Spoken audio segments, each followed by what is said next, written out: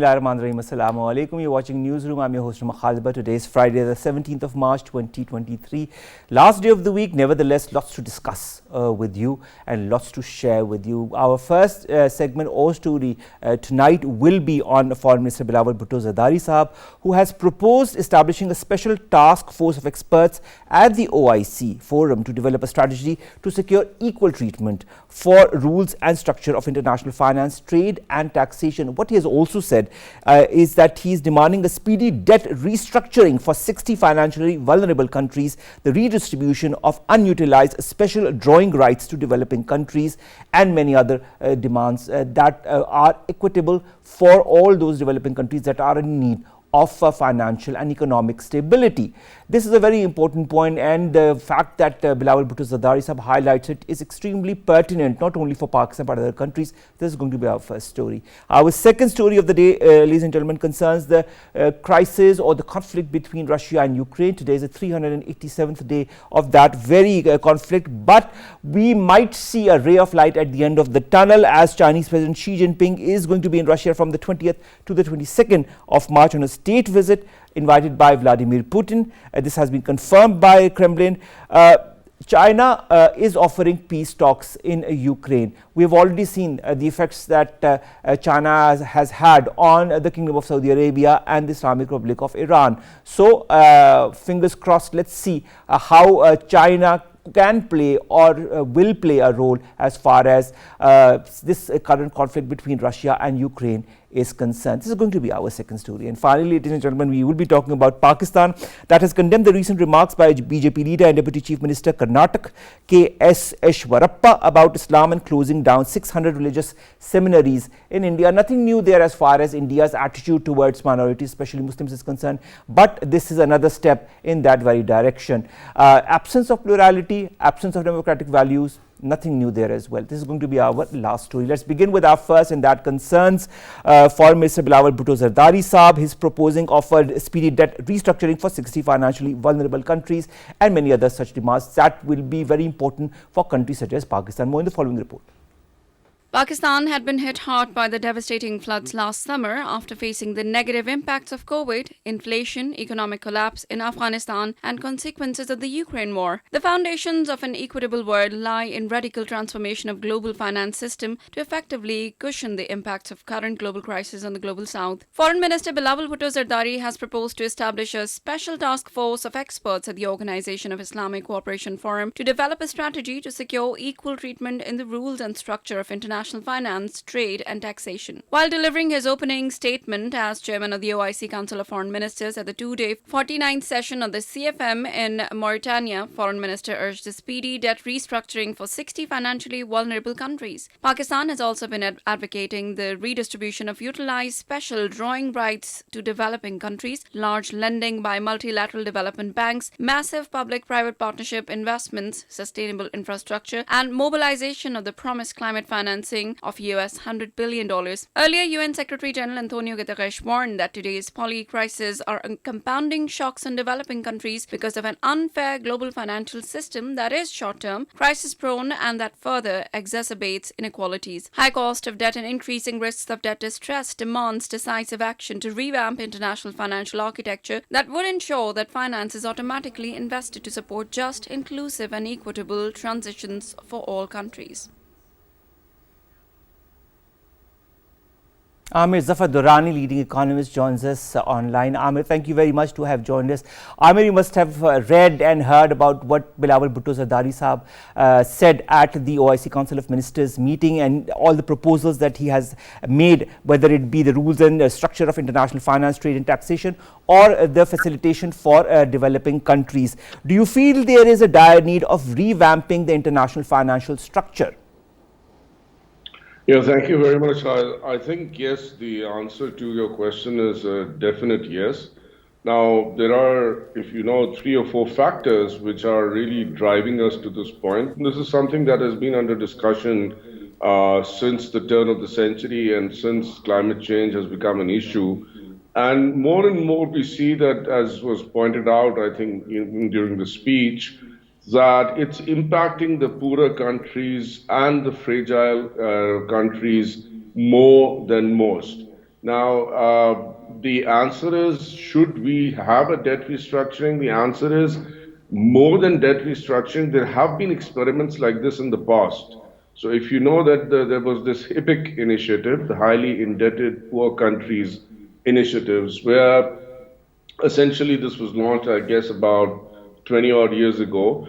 Under HIPIC, a lot of this was done, but I think that what the need of the hour is not so much debt restructuring, but I think what maybe the speech at OIC was pointing towards is that, you know, a lot of this debt is actually non-existent, which means these countries will never be able to pay this debt off. So that, I think, begs a lot of discussion. But the answer to your question is yes, I think that is the need of the hour.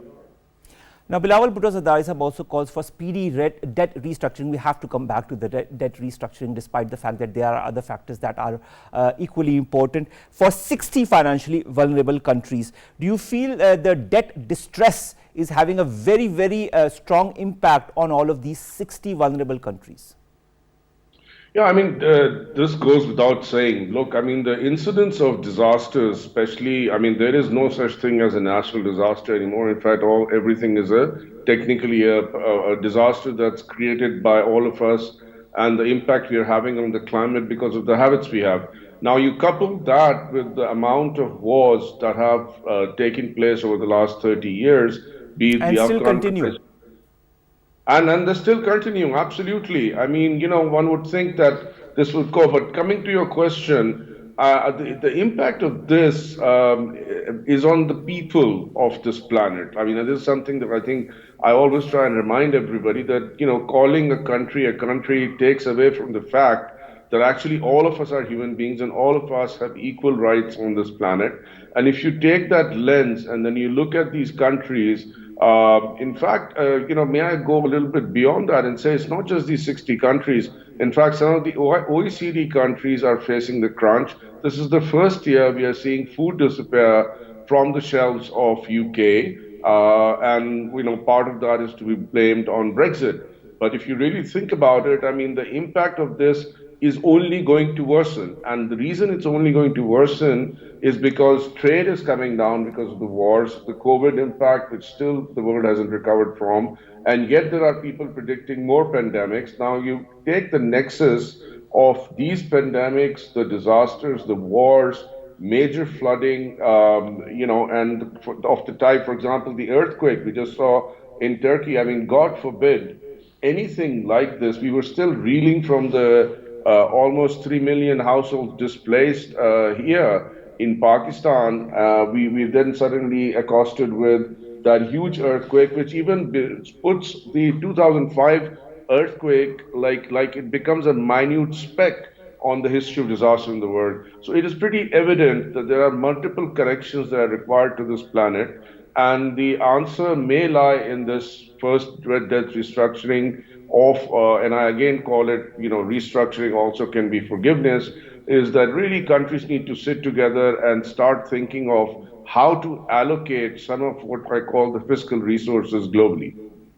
All right, Amir, I'd also like to understand, you mentioned climate change. You know, Pakistan is one of the countries that has been severely affected by climate change in the form of floods that you yourself pointed out, 3 million plus people, 1/3 of Pakistan that was underwater, and the amount of damage continues to plague Pakistan.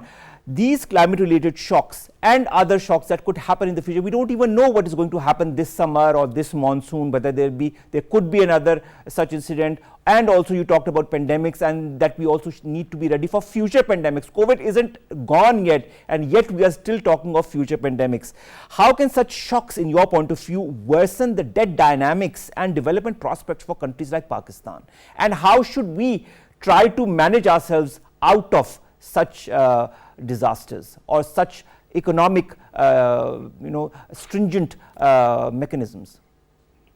Yeah, I mean, let's start first. Let's focus on Pakistan, because I think that is very important for all of us at this point in time, given the sort of circumstances that we are going through. So first and foremost, I mean, and then I'll start from the most important. The first and most important thing for future preparation is to get our economic, basically our financial house in order. And part of that financial house in order has to do with one is to make sure that we are able to fix the overall structure of governance that is consuming all this finance. So that means we have to lessen government, focus more on third tier service delivery. So that means larger collections at provincial level, more spending at district levels, and a smaller federal government, and that's really, I mean, the beginning of it all. Because if you saw the recent analysis, I mean, about of the, you know, the government and our debt are basically the government's total expense when you add all tiers of government basically outweighs the total tax collection and the total dead. So, I mean, that is really, really hurting Pakistan. So, we need to really start thinking about lean governments, lean cabinets, lean politics, lean everything. Second, as we build back, haste is waste. So, the second most important thing to do in preparation for how the world is changing is to really start looking at how to make Pakistan more resilient. Now, making Pakistan more resilient has actually multiple parts. The first part of making it resilient is obviously how you recover. So, resilience is not just resilience of the infrastructure that is put back in place, but it is also the resilience of the people on how to cope with such circumstances better.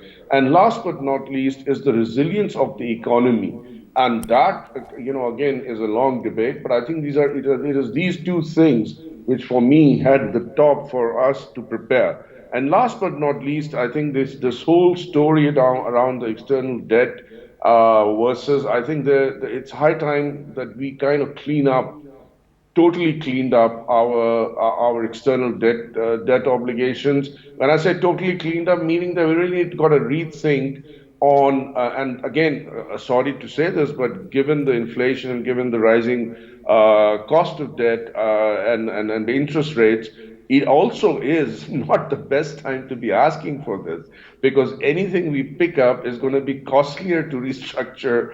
So, for example, if I have a debt on which I was paying, let's say 7 plus whatever Kybor, now I go up, the rates are higher, so the same debt, even if it is restructured, will cost me more.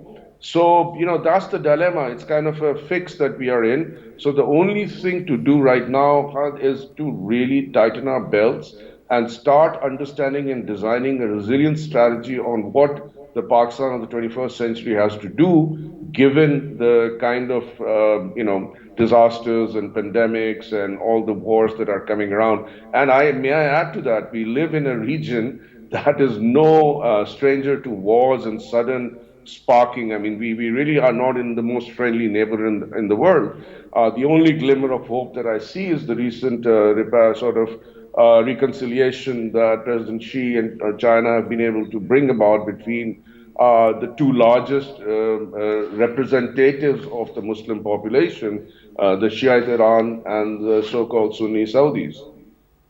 All right, Amir, you talked about resilience, and that was more or less a key word in your last answer. How important is the redistribution of unutilized special drawing rights in order to further contribute towards this resilience? Well, I mean, the answer is yes, it is. And again, I want to talk just from the perspective of Pakistan, and I was just looking at the quota that Pakistan is currently availing. It's about 2,000 billion. 2,000 million. So Pakistan is really kind of at the top of its quota. Now, if Pakistan is talking about the basic change in the structure of the SDR, because the SDR primarily is a currency that was formulated to be that, you know, if you are a stronger economy, you get a right to get more SDRs, because it's a stabler currency, because it's reevaluated every 5 years. For example, let me give you today's thing, and I was just kind of watching this. So today we are going really by the 2015-16 review of the SDR. So dollar is about 42% of this currency, euro is about 30%. Both very strong currencies, right? So yes, the distribution of them will help, but then again, it will also be impacted by the rising interest rates. So, you know, it's a mixed bag. This generic redistribution is not what will work, because the institution will not allow it. However, given the new World Bank head that you've seen, one of the things the World Bank is doing, and I think the IMF is going to be party to it, is to access more money on the market. So I think that is more important than redistribution of these SDRs. All Why right. is that? Because currently the World Bank is, as you know, they are a triple A rated institution and they borrow very, how should I call it, with a huge amount of caution. So actually, the countries have been demanding that they expand their ability to lend, which is one way of saying write off the old debt or lend more or whatever you want to call it. But I think between the redistribution and the World Bank trying to access more credit on the markets, let's see how it pans out. All right, Amir, you talked about the IMF. Let's talk a little bit about the IMF's Poverty Reduction and Growth Trust that could deliver additional resources. But do you feel there could be alternatives to this in the pipeline, such as setting up a new resilience and sustainability fund to ensure greater coverage? Well, I think, look, we talked about the Growth Trust Fund. There are many such funds floating around the world, and really, I mean, it's important to learn from the evaluations of these trust funds as to how they're delivered. The answer, I think, is not to create such funds. The answer is actually, for me, really does not lie in, and I'll tell you why, because, you know, the procedures and processes to access these funds, and then how these very countries like Pakistan and plus these other 60 countries, which obviously we're not as bad as that, but we could be very soon. I hope not. But the thing is that, you know, when they access this, they themselves hoodwink. If I mean, that's the best word I can say. We hoodwink into getting access to those funds, which such that those funds really never end up benefiting the poorest of the poor. And I think that is the crux of this whole matter. Amir, Antonio Guterres, United Nations Secretary General, warns that today's poly crisis is because of an unfair global financial system that is short-term and crisis-prone. Do you feel that the global north is ready to scale up the affordable long-term financing by aligning the flows to the SDGs and improving the terms of lending to the multilateral development banks, especially in the global south? Okay, I'm going to answer this very simply. I think there's nothing wrong in what Guterres said. I mean, he's a very well-intentioned human being, and I mean, I never doubt his intentions. But really, I mean, the credibility of the head of the UN is currently at stake because a lot of what UN says does not happen. In other words, its clout in the Committee of Nations is now becoming quite doubtful. I think they will not like me saying this, but I mean, it's a fact. But the second part of it is, do you really want that 5 richest or 20 richest countries lay out and actually equalize a financial system, which they're worked very hard to get to? I mean, ask India, for example. I mean, it's really worked hard to get to where it's going. Ask China. That, you know, so it's not like they have their coffers full and they really can redistribute the world's wealth? The answer is no. The answer is to bring about equity within the national structure of each of these nations. Now, the reason being that if you look at the wealth of the US, it's concentrated in a few hands. You looked at, I mean, so basically I'm talking of things like the Gini coefficient and, you know, the equity of or the distribution. So I think the core thing that we should be looking for is redistribution of local wealth. I mean, let me ask you a question. Why should we look for multilateral assistance when 70% of our debt is internal? It's in rupees to each other, right? I mean, so why are we going to sort of load ourselves with these external loans? We really don't need them. And actually, we really need to start thinking, countries, especially like, you know, Pakistan almost gets to the lower middle income country status. You know, we need to really start thinking like Malaysia. And we really need to start thinking like Singapore, a place where we used to think like back in the 60s. And what is that thought pattern? That thought pattern is to increase productivity within the country, try and restructure the country, bring about a strict change in governance, bring about equitable distribution of wealth. Because, you know, people will not lend you for continuing to have fun, if that's the simplest way I can put it. I totally get and understand what you're trying to say. You talk of equity within the national structure. Now, according to United Nations, the current global financial system is one in which the world's poorest countries have seen their debt service payments skyrocket by 35%, and we're talking of 2022. What is the way forward, in your point of view, to overcome this great financial divide that has no way of, dissipating in the near future? I have a very simple, it's not a simple answer, but it's something that a lot of people have thought about. So the answer is, and the answer emerges from understanding where this money is. So yes, the countries are having a 35% rise in there, but was this debt, when it was borrowed, put to good use? A lot of this has ended up, the same UN has a report that tells you exactly how much of that has ended up in Swiss bank accounts and in the financial capitals like London, right? So is it really about the debt? No, it's about where the money was used. So if it is about where the money was used, I think a reverse incentive scheme should be set up at the multilateral levels by these international financial institutions, which actually talks more about, okay, they will never pay off their debt, but to write off, let's say, this debt which was not even 10% or 20% effective in delivering what it was taken for, because remember, here the debtor and the lender are both at fault. So the lender claims that they appraised that this was going to go for the right purpose. So because it has not gone for the right purpose, I think its time has come that we tell the world that, hey, you are also equally to blame. Yes, we'll fix our own house, but you forgive this debt, there are certain conditions we'll fulfill. So for that debt forgiveness, a country should go through whatever conditions, which means bringing about more equity, lessening the size of government, improving our internal financial and fiscal structures. That is a very doable thing.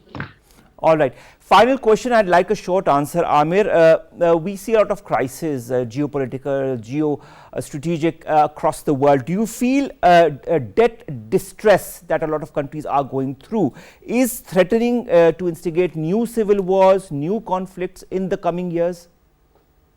Yeah, I mean, look at, well, I mean, this is an either-or situation. The quick answer is yes, it would appear so, more so in the African subcontinent than elsewhere.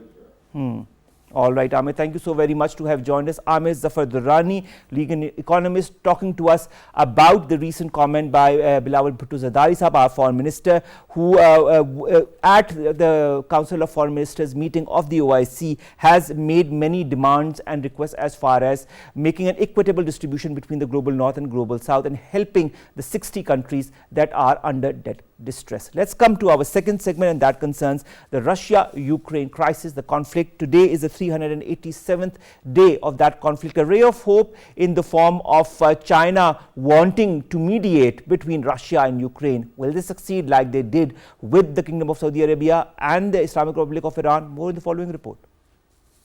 The conflict in Ukraine has dramatically changed the world and is shaping future of Europe and global security order in decisive manner. The intense fighting around the eastern city of Bakhmut has been the longest and bloodiest and more than year-long Ukraine conflict, which has devastated swathes of Ukraine and displaced millions of people. A US drone crashed into the Black Sea after being pursued by Russian fighter jets, reflecting the most serious incident involving the two superpowers directly since the Ukraine war began last year. Pentagon released a video of intercept with its drone over the Black Sea, while Russia has denied any collision took place, saying the drone crashed after making sharp maneuvers, having provocatively flown close to Russian airspace near Crimea. China hopes Russia and Ukraine will hold peace talks, Chinese Foreign Minister Qin Gang told his Ukrainian counterpart. The Chinese Foreign Minister Qin Gang also said China has committed itself to promoting peace and advancing negotiations and calls on the international community to create conditions for peace talks. The UN has backed Turkey and Ukraine's call for a 120-day extension to the Black Sea grain deal after Russia said it would only extend the deal for 60 days. With fighting raging on and no peace talks on the horizon, Ukraine conflict has become most challenging geopolitical flashpoint which threatens to escalate great power tensions.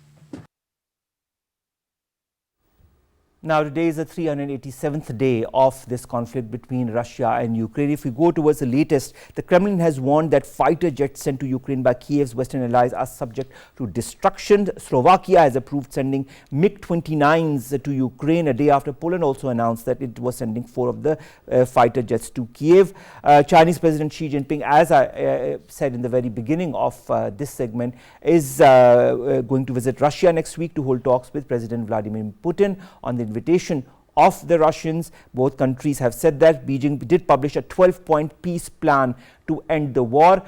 We are hoping, fingers crossed, that some tangible solution could come out of this visit as far as this conflict between Russia and Ukraine is concerned. The Kremlin has also said in a statement that Xi Jinping and Putin will discuss topical issues of further development of comprehensive partnership relations and strategic cooperation between Russia and China. Dr. Shabana, Fayyaz, foreign affairs expert, joins us online. Dr. Saiba, pleasure to have you with us. It's a very important segment, and as usual, you are one of our best analysts here. The United States, let's begin with the US drone that crashed into the Black Sea after being pursued by Russian fighter jets. What, in your point of view, is the implication of the crashing of this drone in the Black Sea? This is a very complex situation. What has happened is there are two different interpretations. From the US side and the others briefing that's been given from the Western sources is that it was being chased and it was not an accident, it was a hit on that side. On the other side, the Russians have not agreed to this explanations, and they continue to say that it was something that happened as the Russian drone was not tailing it. It was in itself that is an accident has happened. So what really means is that the distrust and the gap in perception that is between the both sides has really widened, and that was specifically related to the Ukraine situation and the evolving security architecture in that part of the world. All right, Dr. Saiba, in this whole complex situation between these two countries that is not only affecting these countries but other countries across the region and the world as well, comes a ray of light in the form of President Xi Jinping visiting Russia, and of course a 12-point plan that has been proposed by China in order to end this conflict between the two nations. We've seen a recent example of China mediating between the Kingdom of Saudi Arabia and the Islamic Republic of Iran. What are the prospects of this time success as far as China's mediation efforts are concerned? This is a very critical point, Mr. Omar, because this is not a first time in the scenario of the Ukraine conflict and Russia conflict that what the Chinese have been trying to do. Initially, the Turkey has been trying to play that role as well. And even as you mentioned, the grain deal that was initially the first part that was handled was through the Turkey. And, and this 120-day from in dialogue with the Ukrainian president, what has come is for a request for a 120 days allowance from the Russian side to be allowed. But what we are seeing is that the Russians' attitude is quite firm and different. They believe that maximum they can go for is the 60 days. Chinese are basically, as you have mentioned, they have released the formula of peace. And what we see in the Middle East scenario is a very effective footprints of Chinese using the economic means and non-coercive means to bring both sides to the negotiating table, and specifically with regard to Iran and Saudi Arabia. And again, this side, in case of Iran, was sanctioned, as we all know.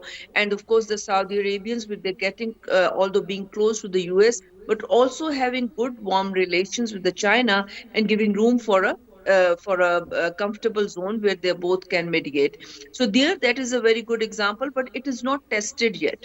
On the diplomatic front, this is a thought. Now, coming to the Ukrainian and the Russia side, I think China is best positioned to play a mediation role. And as you mentioned as this visit is in the offing, so obviously the level of trust that the Chinese has with the Russian counterpart is worth looking at. And let's see how it matures in future. Let's also talk about the telephonic conversation between the Chinese Foreign Minister, Mr. Qin Gang, and his Ukrainian counterpart, Mr. Kuleba, wherein the Chinese side has asked or pushed a little bit for peace negotiations, a way forward as far as these peace negotiations between two countries are concerned.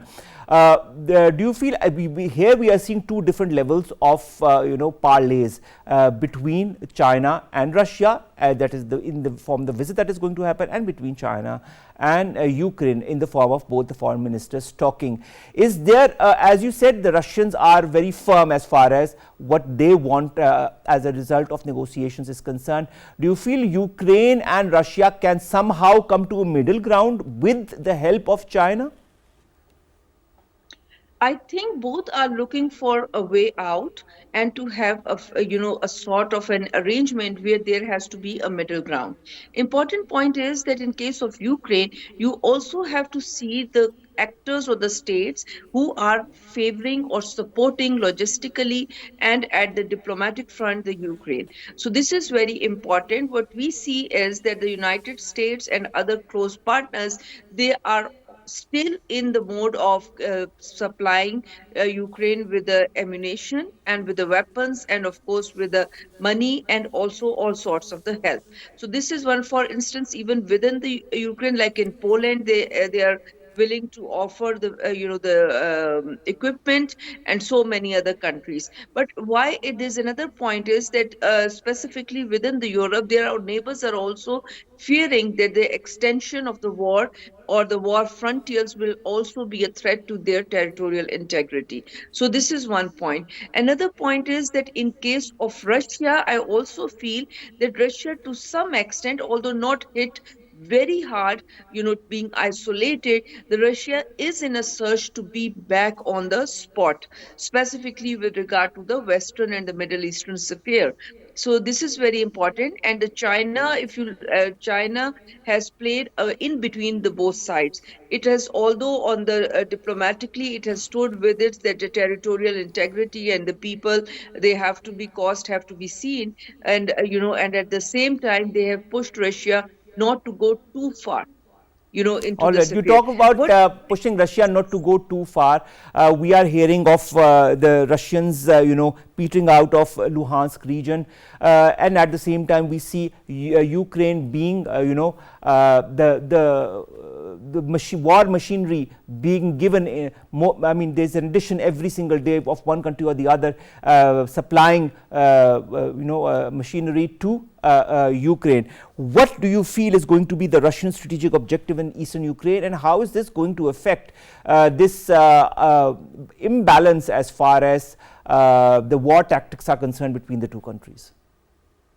The one, to me, what it looks is that Russia's is very much clear. If you look all the readings, resource, their news channels or the reports, what's come out is that they are very resolved to the point that the extension of NATO frontiers from Western Europe inside the eastern European part, that it always create as the borders of its integrity, even maintaining their territorial integrity, but a zone of a safer zone where they don't feel threatened after the demise of their Soviet empire.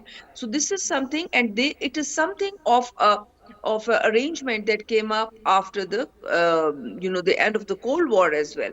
So this is something that the Russians are not going to. They don't want Ukraine to go slightly and be a part of NATO. This is something economically they can be well integrated into the Europe, but not at all, militarily, and it's something that has, come straight to its borders.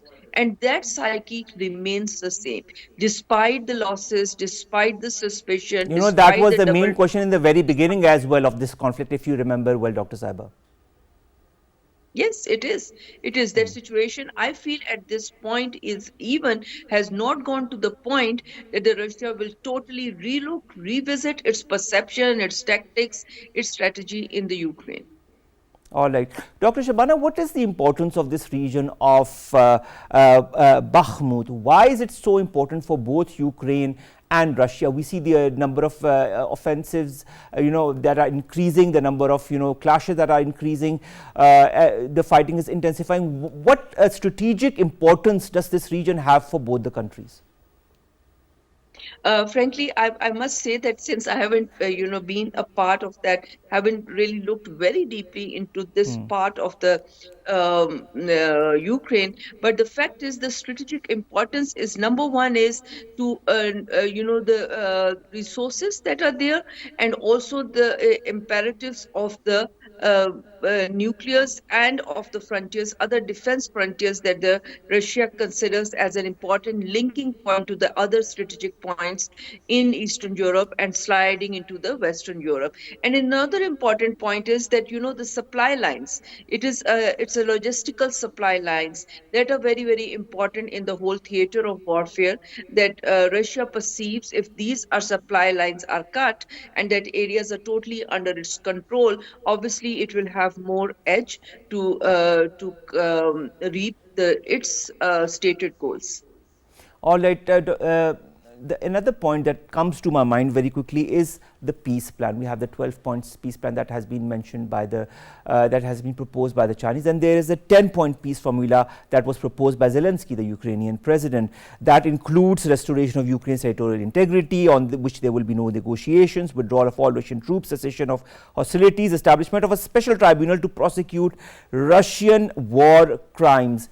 Is this 10-point formula feasible? I think all the points are to do, that a checklist can be checked. But the last point, I'm a bit skeptic about it, that at this stage the Russia will be willing to to hold any say of agree to this formula, because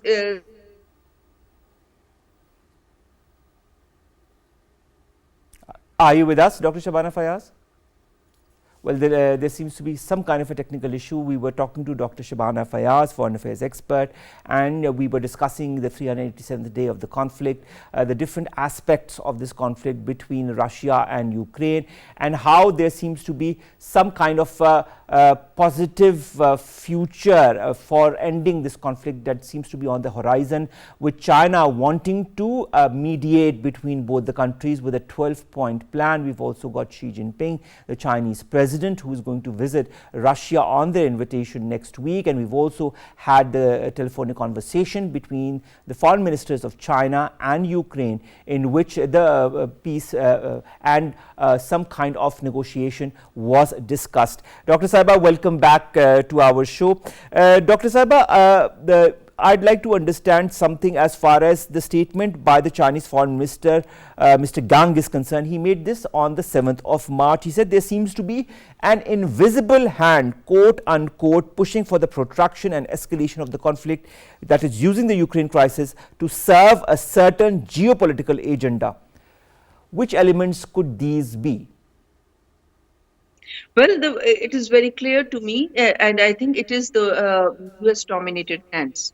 And, it is the US controlled hand that is basically say that the more you prolong the conflict, the more you are going to bleed, your competitor, and that according to in the Russian eyes, it is them.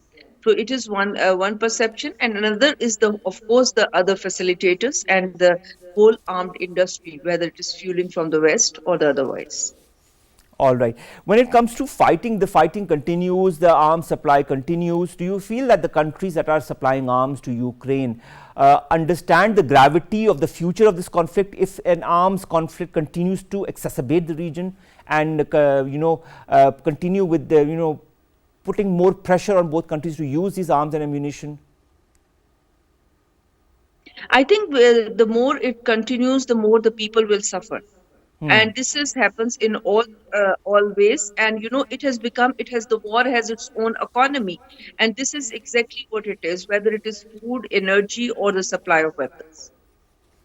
You were talking of Turkey and their intervention as far as, the grain deal was concerned between Ukraine and Russia. The United Nations also has backed Turkey and Ukraine's call for a 120-day extension to this Black Sea grain deal, after Russia said it would only extend this deal for 60 days. Do you feel this deal could also maybe pave the way for some kind of a resolution of this conflict? Definitely. I think it is one of the parallel tracks of confidence building measures. And it shows the willingness from the Russian side, that they are willing to accommodate the genuine Ukraine concern, and also the supply lines are affecting, like specifically the food element into the Western Europe and worldwide. All right. Also, Dr. Shabana, Fayyaz, I'd like to understand, we talked about the US drone, where there have been other incidents in the past as well. Do you feel both countries are on the tip or are on their edge, so that, God forbid, if anything happens, this current situation could really escalate into something very dangerous? Uh, you know, Umar, I really feels that it can be partly true and partly it can be exaggerated fact. We have to see the scenario of the Cuban Missile Crisis, whether it is of that, they were eyeball to eyeball. And then what happened was going back to that situation. And similarly in South Asian theaters and many more. The question is that are we living in this age to an extent where the globalization is all over, positive and negative, where the major global powers will want to be involved directly into one theater of the war. What we are seeing is the one global player, that is Russia, and the other one aiding. And on the front is the Ukraine, but the soil is the Ukraine, but that is now seen as one of the strategic prize from the side of the NATO, and also seen as an asset that is not going to be give away from the even as a territory or as a strategic frontier from the Russian side. Dr. Shabana, the fact also remains that although this is a conflict between Russia and Ukraine, also indirectly it's a conflict between two other important global players. Do you feel both these global players, we are seeing that China is of course quite adamant to come to some kind of a solution to this conflict, some kind of a peace deal. But do you feel that the US and allies are also willing or could be willing to come to the negotiating table? I think the interdependence, specifically the rise of China and the string of economic interdependence and the debts that are that is circulating in the world these days, is whether the US is in debt as well, and so are other countries as well. I don't think so that there is no possibility of an all-out crisis. What you can see is the earlier sort of a war. So mediation and the Chinese plan, because Chinese number point one, if you look clearly at the recently unveiled document as well, is to create the linkages by creating interdependence, and that is primarily economic, and the strategic importance of economy is the cornerstone and a vision for the China into the peaceful world. And I think this is where the US has to come to the table, because after all, if you look into all the analysis from the West or the countries, the cost of living, already in recession, and then the more the energy supplies and the foods are getting higher. So there is a push factors within the countries to go for a middle ground arrangement with the Russia. They don't want to fight the war that is not actually there. So this sort of sentiment is also being heard in a lot of analysis that is coming on Ukraine.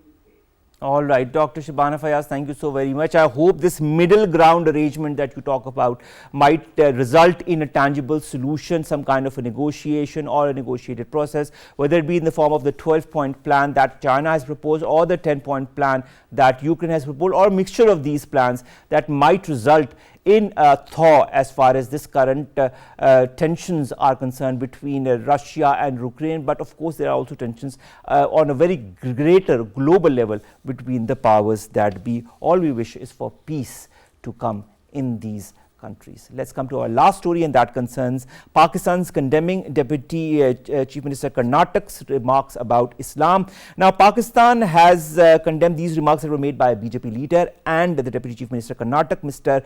Ishwarappa, about Islam and closing down 600 religious seminaries in India. The spokesperson of the Foreign Office, while giving a statement to the media, Mumtaz Zahra Balod Sahiba, said these remarks are yet another manifestation of the rising Islamophobia in India. And of of course, we all know about the ways and means that India is propagating Islamophobia, not only in India, but directly and indirectly in other countries in the region as well. She also said Pakistan is deeply concerned at the alarming rise in communal violence and hatred against the Muslim community in India, who are being systematically stigmatized and marginalized on account of their faith. She also called on India to take immediate steps to ensure safety, security and the well-being of minorities and allow them to profess and practice their faith in peace. I really hope some kind of a solution comes. I really hope India is pressurized by the powers that be, that can influence India into changing its perspective, its way of thinking about the minorities, especially the Muslims, because this has been going on for quite some time now.